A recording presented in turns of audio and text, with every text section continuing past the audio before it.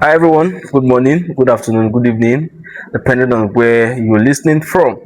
Okay, now we'll be discussing the political developments that are occurred in Nigeria, most especially in the ruling party or Progressive Congress, the APC.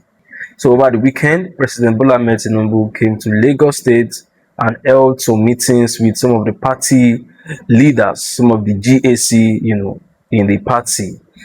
As we know that the APC will be holding its convention later this weekend, and in that convention, they will be electing the party's presidential candidate, which of course we know is President Bola Ahmed Tinubu. But then the meeting that was held in Lagos was mostly about the governorship aspirants in Southwest. As we know that in Lagos State, Governor Sanwo-Olu is leaving the throne because he's definitely rounding off his second term. Oyo State, Governor Seyi Makinde of PDP is also rounding off his second term.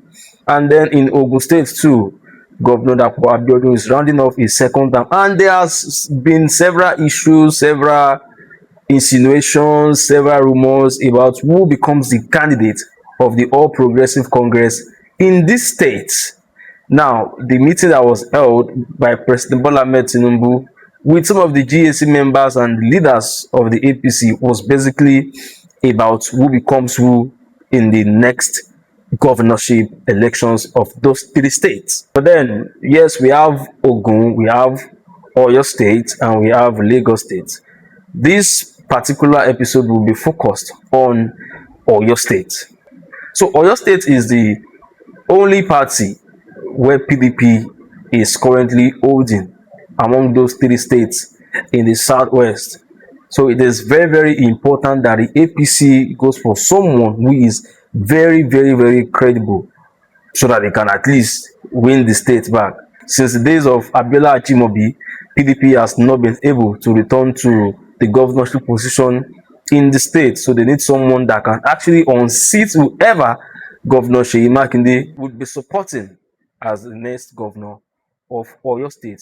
And as we know, the Minister of Power, Adebayo Adelabu, has been gunning for the position of a governor in Oyo State. He has contested at least 2 times against Governor Seyi Makinde, and he lost woefully during those times.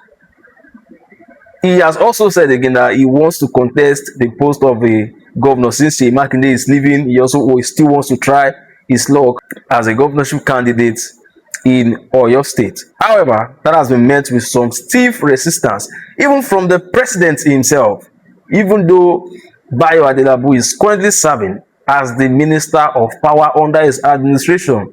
At the meeting, it was revealed that another person was chosen instead of Bayo Adelabu as the consensus candidate for Oyo State in the coming governorship election. Wow. Nobody expected that. Nobody expected that at all. But that is the fate of Bayo Adelabu. So, he may become governor someday.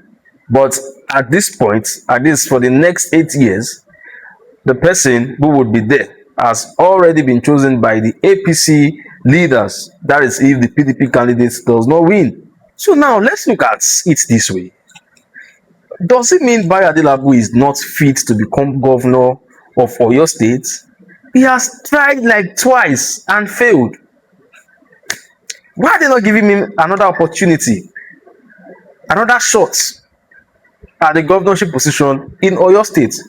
What could he have done to deserve this kind of rejection? He has always lost the ambition of becoming the next governor of Oyo State. He initially wanted to ride on his father's support, the support that his father had and still has in Oyo State, but he failed. Okay, now that he is with the ruling party and is also close to the president, who would have believed that automatically he would get the ticket. But the situation of things now, it is not getting to him, sadly. All right, so now we are going to be looking at some of the mistakes that Bayo Adelabu may have made in his political career to have warranted this kind of rejection. Number one is failed ambitions. his failed ambitions. You see, as a politician, when you have a history of losing elections, it becomes a problem. Your political image has been stained already. Bola Adelabu has tried to become governor twice now and he lost. What is the new thing that he would propose to the people of Oyo State that will make them vote him now? Nothing. At least twice he must have brought out his best shots. He must have brought out his best campaign promises. He must have brought out his best game. He must have brought out everything needed to become a governor in Oyo State, but he failed. So what new thing is he bringing to the table that would actually make people support him to become governor of Oyo State? Absolutely nothing. Nothing at all. Nothing. And even if we look at his position as the minister of power, how has he performed? Woefully. He has not done anything. He has not performed excellently well at all as the minister of power. So can his performance as the minister of power get him to the post of the governor in Oyo State? If he is to, at least in the last 3 or 4 years, he has been active in government. What has he done for the people of Nigeria to deserve the vote of the good people of Oyo State?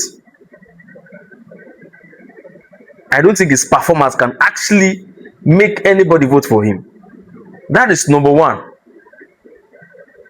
Secondly, Bayo Adelabu made a serious mistake when he was newly appointed as the Minister of Power by President Bola Ahmed Tinubu.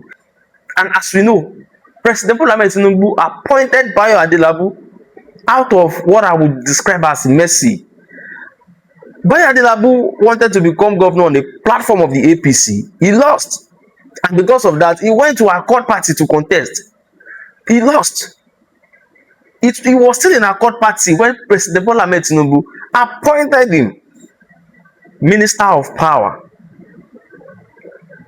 Now, that aside, Bayo Adelabu was appointed Minister of Power, and the number one thing he did, instead of going about checking our power stations, Nigeria has serious issues with our national gridlock.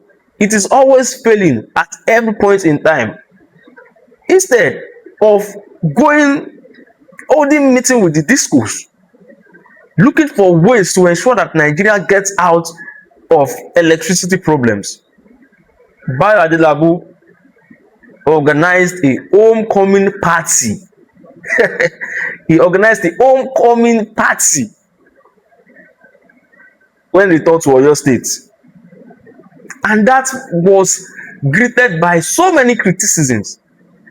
People were really angry because as a minister of power, when you're supposed to be working, you are there holding a party that you became a minister. Being a minister is not a place for you to come and play. It is not a place for merriment.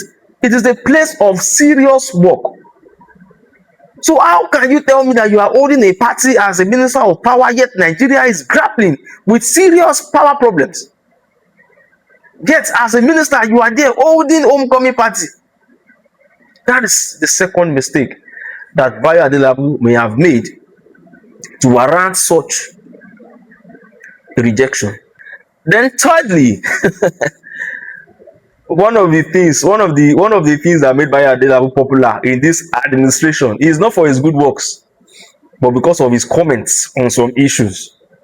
We all remember some years back, I think probably last year or last 2 years, before the segregated power, some band A, band B, band C, band W, band whatever, Bayo Adelabu was at a press conference and he made a comment. I think he was asked about power management in Nigeria. I can't really remember. And then he made a comment. He was like, Nigerians, we don't know how to manage electricity in the country. He was like, oh, some people leave their refrigerators on while they are at work and then return home, they don't put it off and all of that. So people were like, are you serious? Are we supposed to put off refrigerators? Refrigerators that is supposed to be working while we are away, freezing, cooling, serving its purpose of storage, ensuring that the food that we put inside it doesn't get spoiled, and then you expect us to turn it off while we are away. Who does that? Like, where does that happen in the world? That was a serious scandal against Adelabu. That cost him a lot, because it just shows that the minister of power does not really know so much about his industry. He doesn't really know so much about the appliances. He doesn't even know so much about power management. Because if a minister is making such a comment, it just shows that he is simply clueless about his ministry. And then number 4 is comments as the Emiloko of Oyo State. Adebayo Adelabu declared to become governor, declared to run in the coming governorship election some months back, and then it was like Emiloko. We know Emiloko now. Tinubu was the one that used Emiloko in 2023 when he threw a jab at former President Muhammadu Buhari. We know that initially they didn't want to give President Bola Ahmed Tinubu the ticket, and then he went to Ogun State and scattered everywhere, spoke about the issues they are facing in APC, and then he was like he had supported a lot of people. He supported Buhari to become president of Nigeria, and at that point in time he was next, and that is where Emiloko came about. Emiloko is a Yoruba language, and it simply means I am the next. Like, I am the next person to become president. I'm the next person to become governor. I'm the next person to become what? All right, that is what Emiloko is. So Adelabu used Emiloko and all of that and all of that. All right, people were like, what is wrong with this man? Man, can't you be creative? What is Emiloko? Nobody has battled you with this governorship. You have always been given the ticket. Right from in the last 8 years, every party you went, they gave you the ticket. So you've been actually contesting. You have just never won. Not for any reason, not because anyone is against you, but because the people do not like you. So if people don't like you, you can't force them to.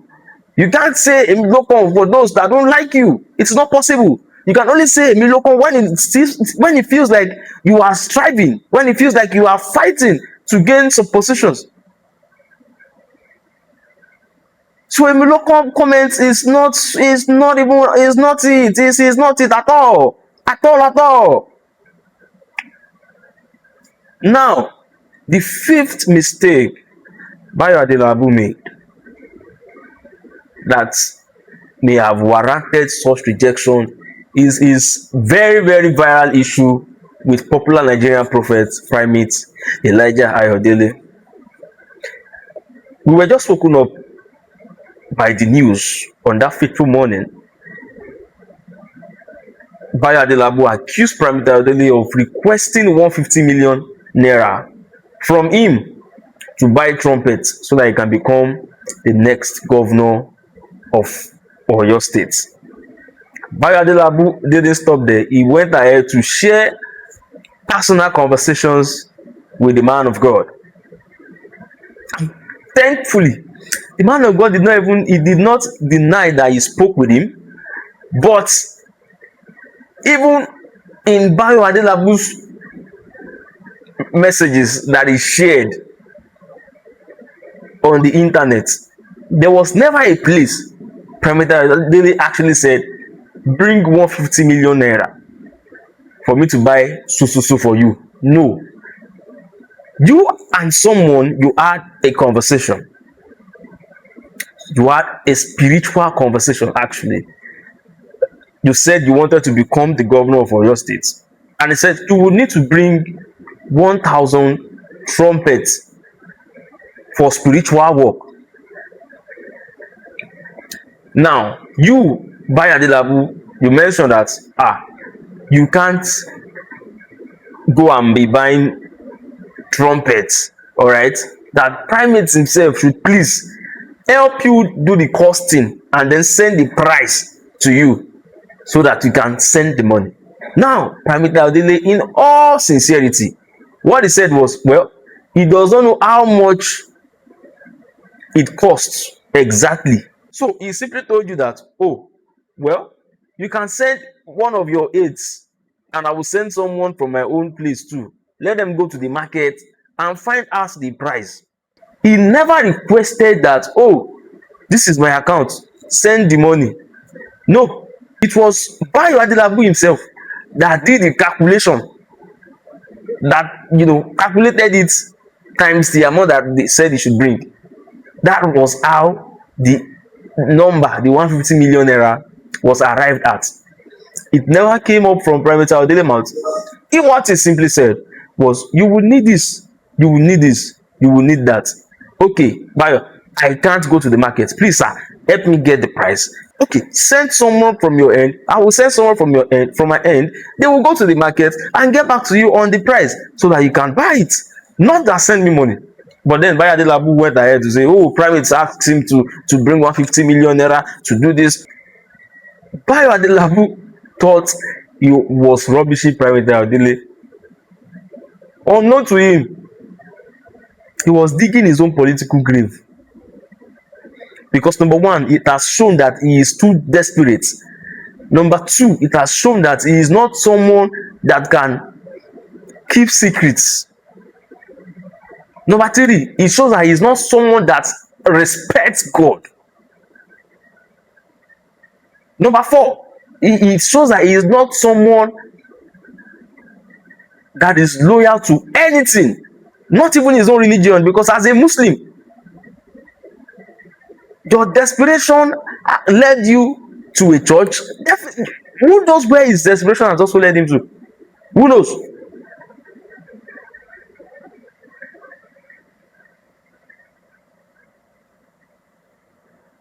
So that revealed a whole lot of things about Bayo Adelabu. I can't tell how many people that still trust Bayo Adelabu. I don't know. But then I just believe if he is someone that they trust, definitely he would not lose a ticket cheaply like that.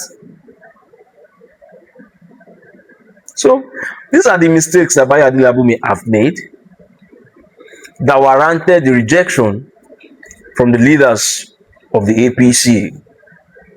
Until then, fingers crossed.